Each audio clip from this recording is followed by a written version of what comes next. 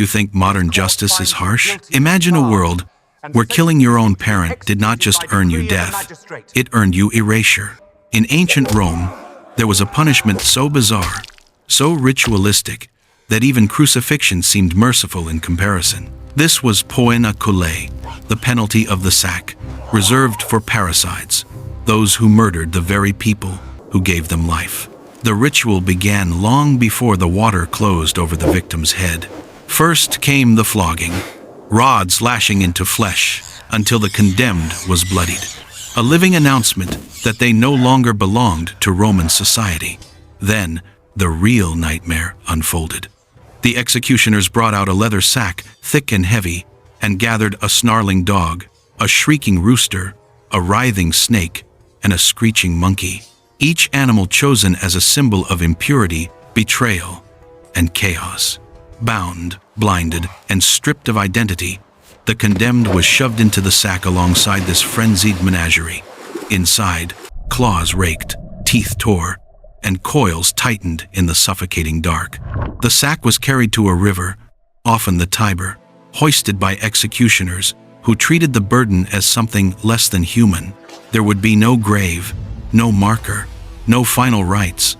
With a final heave, the sack plunged into the water, dragging the screaming, thrashing mass beneath the surface until all went still. For Rome, this was not merely death.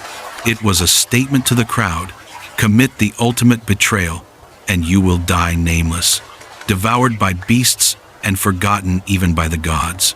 Number 19 brings us to medieval and early modern England, where betraying the crown did not just cost you your life, it turned your final moments into a public horror show. The sentence for high treason was chillingly specific: to be hanged, drawn, and quartered, a punishment designed to break the body and terrify the living. First came the drawing. The condemned traitor was bound to a wooden hurdle or sledge and dragged through filthy, crowded streets to the place of execution, jeered and pelted by onlookers. This was humiliation as a prelude to agony. At the gallows, a rope went around the neck, and the traitor was hanged, but not allowed the mercy of a clean death. Before unconsciousness became final, the executioner cut them down, gasping, shaking, still alive. Then, the true horror began. Before the assembled crowd, the executioner sliced open the abdomen, pulling out the intestines, sometimes burning them in front of the victim's fading eyes. The heart might be torn out and held aloft as a final, gruesome symbol of treason punished. Only after this torment did decapitation end their suffering. The body, however, was not allowed peace. It was hacked into 4 quarters, each limb and the head sent to different parts of the realm, mounted on spikes over gates and bridges, rotting slowly, as a warning that treachery against the king meant not just death, but dismemberment and disgrace in every corner of the kingdom. If slow death has a name, in imperial China, it was lingqi, often translated as death by 1,000 cuts. This method was not just about execution.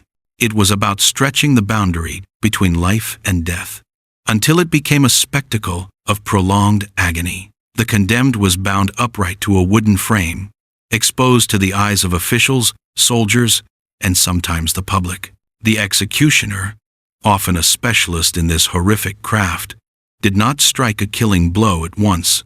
Instead, a sharp knife traced careful lines across the body. Flesh was sliced away in pieces: arms, chest, thighs, each cut taking something, but never quite enough to end it. Historical accounts describe varying numbers of cuts, from dozens to hundreds, depending on era, sentence, and the will of the authorities. Sometimes, to shorten the ordeal for a bribed or pitied victim, the executioner would secretly strike a fatal stab to the heart early on, allowing the remaining cuts to be more ceremonial than truly torturous. In other cases, the goal was the opposite: to keep the victim conscious as long as possible, forcing them to feel the gradual disassembly of their own body.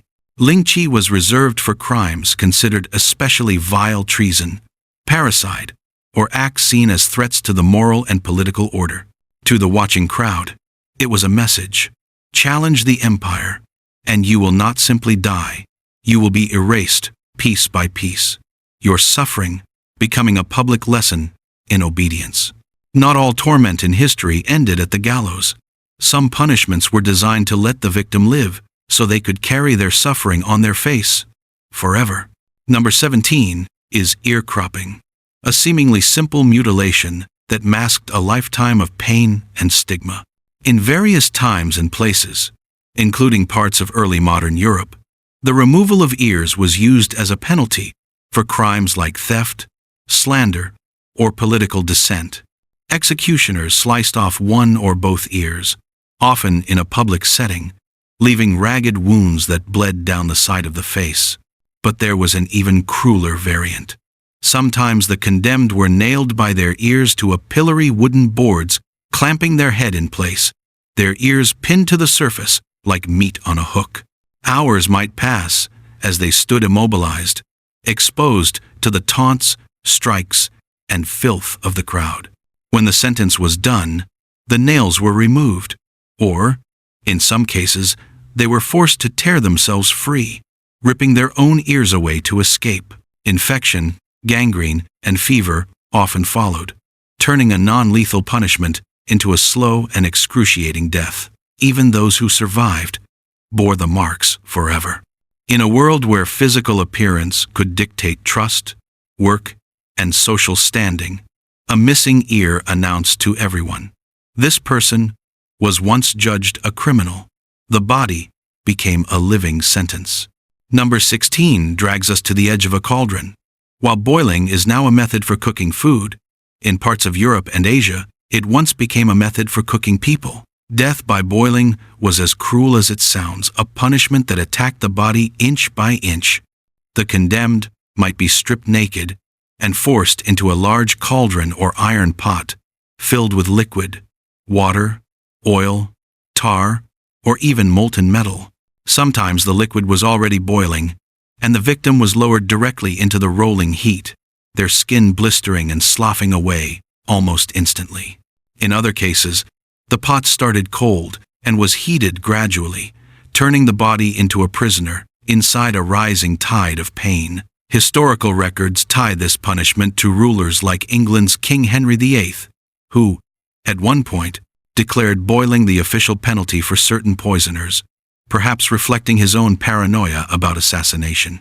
Earlier accounts link similar punishments to Roman persecutions and other regimes eager to make an example of enemies. Reports describe victims lasting astonishing lengths of time, sometimes up to hours, as muscles stiffened, lungs labored, and the brain struggled to stay conscious in a body slowly being destroyed from the outside in. To the crowd, boiling was unforgettable. The screams, the stench of cooked flesh, the sight of skin peeling and flesh bubbling, these were meant to sear the lesson into memory. Some crimes would be answered not just with death, but with a death that resembled hell itself. Number 15 is one of the most nightmarish images in human imagination, being sawed apart while still alive. Various cultures, from the Roman world to parts of Europe and Asia, have left grim traces of this method in legend and record. The condemned might be suspended upside down, legs spread apart, or bound upright to a frame. A large two-man saw or heavy blade would then be set between the legs at the groin or pelvis. Gravity, in the inverted position, helped slow the loss of blood at first, prolonging consciousness as the teeth of the saw chewed steadily upward through muscle and bone. The executioners did not need speed. In fact, slowness was the point. With each rasping pull, the body opened further, nerves screaming along the spine. In some accounts, the victim was sawed only partway, just enough to ensure a horrible death, without completely dividing the corpse. In others, the saw worked its way all the way through, transforming a human being into two ragged halves in front of a trembling audience. This was not merely about killing. It was spectacle, a brutal theater meant to terrify. Unlike a swift beheading, the saw forced everyone present to confront the fragile architecture of the human body, how quickly the illusion of wholeness could be ripped apart. Now, we move to ancient India, and parts of Southeast Asia, where rulers sometimes turned one of the world's most majestic creatures into a living execution device. Number 14 is being crushed under elephants. A punishment that combined royal authority, public spectacle, and raw animal power. Elephants, trained for war and ceremony, could also be trained for killing. In some cases, the condemned was laid out on the ground in a public square, the crowd forming a ring at a nervous distance. The executioner, often the elephant's handler, gave a command. The massive animal lumbered forward, its eyes dark and unreadable. With terrifying slowness, it raised one colossal foot and brought it down on limbs, chest, or skull-cracking bone like dry wood. But the cruelty could be adjusted. Historical accounts describe elephants trained not to kill with a single stomp, but to toy with victims, breaking limbs one by one, pinning the body, then releasing it, only to crush another part while the crowd watched. Each step was a decision: end it swiftly or draw it out. This method flourished in cultures where elephants were symbols of imperial might.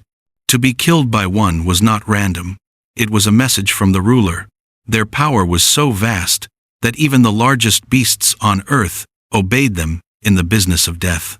The terror lay not only in the fate itself, but in the realization that a single gesture from a king or sultan could turn a symbol of nobility into an instrument of unbearable pain. At number 13, the execution ground becomes an inferno. In ancient Greek tradition, particularly in stories from Sicily, there is the tale of the brazen bull, a hollow bronze statue shaped like a bull, large enough to hold a human being locked inside. The condemned was forced through a small door in the bull's side, cramped in metal that felt cool at first, but soon became a prison. Once sealed, executioners lit a fire beneath the statue. Slowly, the bronze heated, turning from chill to warm, then scorching, then unbearable. Inside, the trapped victim had nowhere to go. The metal roasted skin, then muscle, then organs, while every instinct screamed for escape that would never come. But the cruelty did not stop at heat. The bull was reportedly engineered so that the victim's screams funneled through a system of tubes, transforming human agony into eerie, animal-like bellows, making it sound as though the statue itself were roaring. To the onlookers, it was a gruesome performance, a bronze beast devouring a sinner's soul in a chorus of metallic cries. Legends tell of a darkly fitting revenge, that the tyrant who commissioned the bull eventually turned it on its own creator, and in some versions even suffered the same fate himself during an uprising. Whether entirely factual or embellished over time, the brazen bull remains a symbol of how far human ingenuity can go, when it is fueled not by compassion, but by the desire to refine suffering into an art form. Number 12 leads back to ancient Rome, but this time not to criminals in the usual sense, rather to priestesses who broke a sacred vow. The Vestal virgins served Vesta, goddess of the hearth, sworn to chastity for decades. Their purity was believed to protect the city itself. When a Vestal was accused and found guilty of violating this vow, Roman law faced a problem. These women were too sacred to be openly executed by spilling their blood, yet too important to be spared if they were believed to have endangered Rome's divine favor. The solution was a punishment that killed them without technically killing them. The condemned Vestal was led through the city in a somber procession, shrouded and silent, as citizens watched the living symbol of Rome's virtue reduced to disgrace. Outside the city, near the Colline Gate, a small underground chamber awaited, prepared with a lamp, a bed, and a little food and water. She was led down into this cramped space. The exit was sealed above her. There, in the silent dark, with a faint flame and meager rations that only delayed the inevitable, she was left to die, whether by thirst, starvation, or suffocation. No blood spilled, no sword drawn. Yet the message was unmistakable. Even the most honored figures in society could face a slow, buried death if they broke the codes underpinning the state's fragile sense of order. Our final method in this half of the list may be one of the most grotesque stories ever told about ancient Persia, the so-called boats, or scaphism. Its historical accuracy is debated, but the description alone is enough to make the blood run cold. In this account, the victim was laid in a wooden trough, or small boat, while another boat was placed on top, leaving only the head, hands, and feet exposed through cutouts. The executioners then forced the victim to drink milk mixed with honey, again and again, until their stomach churned with sickness. Next, they smeared honey over the face, limbs, and any exposed skin, turning the helpless body into a living feast. The boats were then left in a stagnant pond, marsh, or open air, where insects thrived. Flies, wasps, and other vermin swarmed to the sweet coating, crawling into the victim's eyes, nostrils, and open mouth. As days passed, they laid eggs in wounds and orifices. Inside the confined space of the boats, the victim's own waste could not escape, attracting more creatures that burrowed into soft flesh. According to later writers, one condemned man was said to have survived like this for over 2 weeks before succumbing to infection, dehydration, and the relentless gnawing of insects. Even if some details are exaggerated or symbolic, the idea of scaphism reflects a chilling human impulse to turn nature itself vermin, rot, decay into accomplices in punishment, creating a death that feels less like an execution and more like being slowly consumed by the world. Number 10 is one of the most infamous execution methods in history: crucifixion. Used by powers such as the Assyrians, Persians, Carthaginians, and above all the Romans, crucifixion was designed not just to kill, but to break a person slowly while the world watched. The condemned was forced to carry or drag the crossbeam through the streets, already weakened by flogging that tore muscle and skin from their back. At the execution site, the victim's arms were stretched along the beam. Iron nails were driven through the wrists or forearms, strong enough to support body weight while avoiding major arteries, ensuring the agony could last. The crossbeam was then hoisted onto a vertical post, feet pinned or tied, leaving the victim hanging in an unnatural position. As hours passed, the real torture was not blood loss, but suffocation. To breathe, the victim had to push up on nailed feet and pull with nailed arms, sending waves of pain through shattered nerves and dislocated joints. Eventually, muscles failed. The chest heaved, lungs strained, and the condemned slowly suffocated, sometimes over the course of days, unless executioners hastened death by breaking the legs or stabbing the chest. Crucifixion was often carried out in busy public places, hillsides near roads, city gates, or urban rubbish heaps, turning the victim into a living warning sign. The crucifixion of Jesus of Nazareth under Roman rule became the most famous example, but countless others died the same way, their names and stories long since erased. Number 9 takes a small, familiar creature and turns it into an instrument of pure dread: the rat.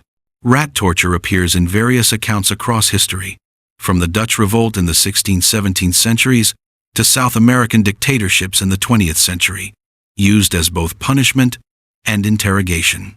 The basic setup was deceptively simple. A live rat was placed in a container, a metal pot, a cage, or a bucket strapped tightly against the victim's bare abdomen, chest, or back.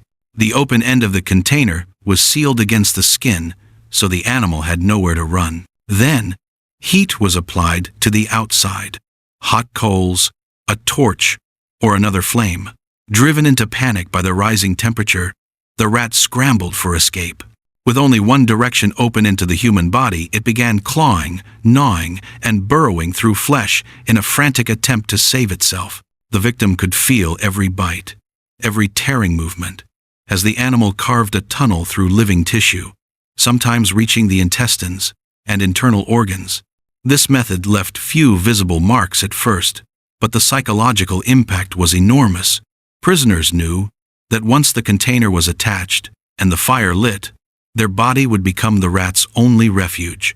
Whether on a 17th century battlefield or in a secret police dungeon centuries later, rat torture turned the victim's own skin into a cage and the terror of what lay beneath it into a weapon. At number 8, the torture chamber fills with the sound of turning gears and snapping joints. The rack, one of the most infamous devices of medieval and early modern Europe, was built to turn the human body into something that could be pulled apart like rope. The victim was laid out on a sturdy wooden frame, wrists tied at one end and ankles fastened at the other. Beneath or beside the frame, rollers or axles were connected to ropes or chains attached to the limbs.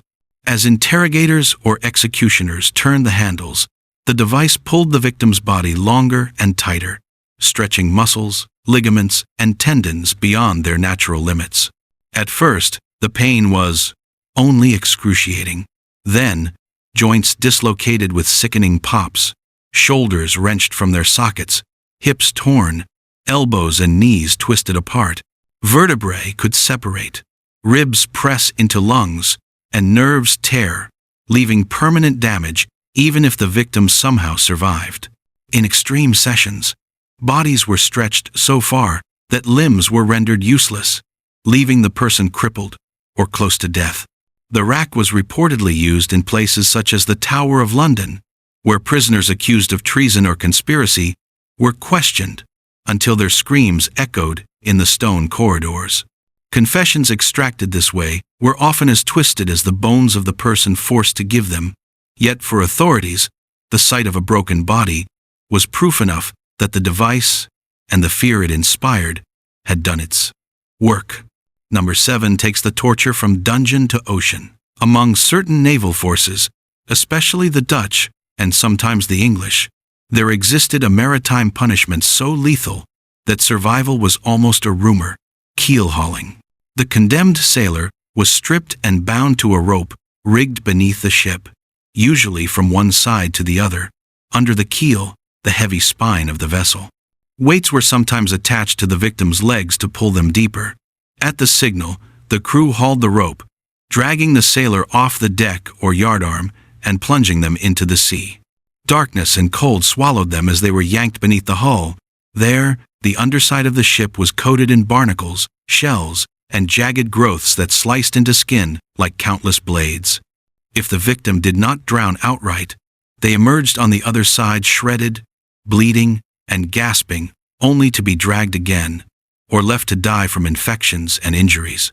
Historical references suggest keel hauling was used as punishment for severe offenses such as desertion, mutiny, or cowardice, particularly in the Dutch Navy between the 16th and 19th centuries. To the watching sailors, it was a terrifying lesson. On board a warship, the sea itself could become the executioner, and the vessel that carried you could also grind you to pieces beneath its hull. Number 6 turns to the breaking wheel, sometimes called the execution wheel or Catherine wheel, a device that made bone breaking a staged event. Used across Europe for centuries, it was often reserved for crimes seen as especially brutal, such as murder, robbery with violence, or rebellion. The condemned was tied to a bench or platform, limbs spread. The executioner stood over them, holding a heavy iron bar or cartwheel.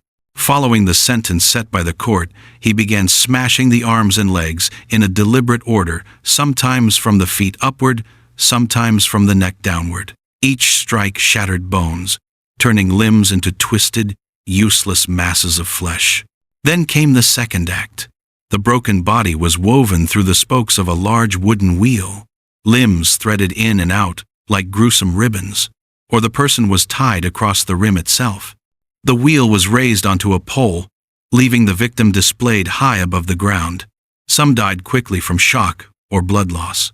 Others reportedly lingered for hours or even days, exposed to weather, birds, and the horrified stares of passers-by. In some cases, a final mercy blow called the coup de grâce was allowed, a strike to the chest or neck that ended the suffering. But the true purpose of the breaking wheel was not mercy. It turned execution into a slow, elevated spectacle, reminding everyone in the crowd that the state could reduce a human skeleton to splinters and hang the result in the sky as a warning. Number 5 is one of history's most feared punishments: impalement. Used in various ancient and medieval societies, from the Near East to parts of Europe, impalement was as much about horror and display as it was about death. The method centered on a long, sharpened, or sometimes deliberately blunted stake fixed upright in the ground. The victim was forced onto the spike, which could be driven through the rectum, vagina, abdomen, or chest, then guided upward through the body. A sharpened stake killed quickly.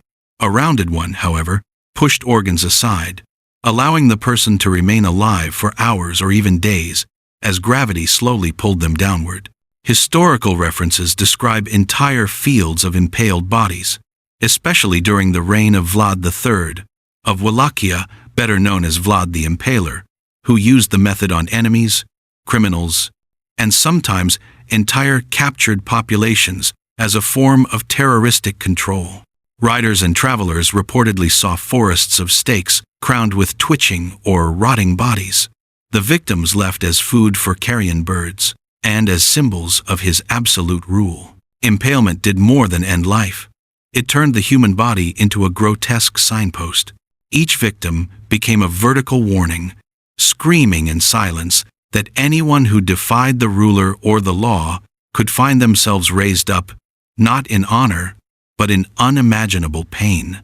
Number 4 descends into the shadowy border between terrifying legend and possible reality. The Viking blood eagle. Mentioned in a handful of medieval texts, this ritual execution was said to be reserved for enemies whose deaths demanded revenge and spectacle.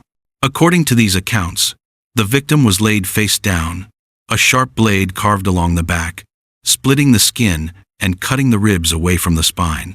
The ribs were then pried outward, while the lungs were pulled through the openings, fanned out against the exposed bones to resemble bloody, twitching wings. Modern scholars argue about how often, if ever, this was actually done, but anatomical studies suggest a version of the procedure was physically possible, though quickly fatal. Whether enacted exactly as described or exaggerated over time, the blood eagle clearly symbolized more than execution. It was about honor, vengeance, and the terrifying message that a powerful enemy's body could be opened and reshaped into a gruesome emblem. If the ritual was ever truly performed, it would have been a spectacle of dominance, a chieftain or king proving superiority by turning an enemy into an emblem of humiliation, their final breath spilling out through wings made of their own torn lungs. At number 3, greed itself becomes the weapon. Several historical accounts describe a method in which molten gold, symbol of power and wealth, is poured directly into a victim's body. The symbolism is ruthless. Those consumed by riches are literally consumed by metal. The condemned, often a captured ruler or official known for avarice, was restrained with the mouth forced open by iron clamps, pried jaws, or brute force. A crucible of gold was heated until the metal flowed like liquid fire. Then, in front of assembled witnesses, the executioners poured the searing stream down the victim's throat. The effect was catastrophic. The molten gold burned the mouth, throat, and esophagus, then scorched the lungs and stomach, causing massive internal damage within seconds. Death likely came quickly from shock and organ destruction, but it was far from merciful. The victim effectively burned from the inside, their body turned into a furnace fueled by the very substance that had defined their power. Stories link this fate to figures such as Roman generals and New World colonial officials, with enemies choosing molten gold as a deliberately ironic punishment for those who had valued riches over human life. Whether every detail is historically precise or partly legendary, the image remains chilling. A man choking and burning on liquefied treasure. His final lesson, written not on parchment, but in smoke rising from his own body. Number 2 may be the most viscerally disturbing punishment on this list. Flaying. The removal of a person's skin while they were still alive. Practiced in different forms by several ancient civilizations, including the Assyrians and Aztecs, Flaying was both execution and ritual terror. The victim was bound, often upright or spread out, to give the executioner access to as much skin as possible. Using sharp knives, the flayer would begin with incisions at the limbs or head, then peel back the skin in strips or sheets.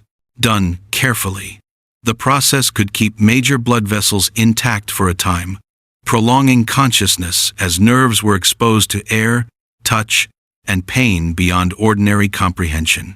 Ancient Assyrian inscriptions boast of rulers who flayed rebelling nobles and hung their skins on city walls as a message to any who might defy their rule. In other cultures, flayed skins could be worn or displayed in religious rituals, transforming human bodies into macabre trophies and symbols.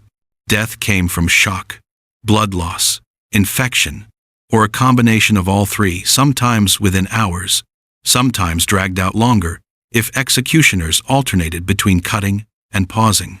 Flaying erased identity in the most literal way. A person's face, the thing that made them recognizable, could be stripped away and tacked up as a warning. To live for even a short time, with one's own body peeled open, is a horror most people cannot truly imagine, and that is precisely why tyrants used it. At number 1 is a punishment that turned people into living lanterns. During the reign of Emperor Nero in ancient Rome, some early Christian sources describe victims being coated in flammable substances, bound to stakes, and set ablaze as human torches to light imperial gardens at night. The condemned were tied upright to tall posts, unable to move or shield themselves. Their bodies were smeared with tar, pitch, or oil, transforming skin into a wick. As darkness fell and guests gathered for spectacle or feasts, torches were brought forth. Flames licked up from the feet, igniting clothing, hair, and flesh. Victims did not die instantly. At first, the fire devoured outer layers, skin blistering, eyes drying, mouths opening in soundless screams if the roar of the flames drowned their voices. Smoke-filled lungs, heat-cooked organs, and nerves fired until they were destroyed. For those watching, the line between light and horror blurred. The same fire that illuminated the gardens was consuming human lives. Whether every account is fully precise or partly shaped by early Christian writers, the image of Roman candles remains a brutal emblem of persecution. People, reduced to living fuel to satisfy a ruler's cruelty and a crowd's grim curiosity. It is a reminder that, in some corners of history, human beings were not just killed, but used as decorations in scenes of orchestrated suffering.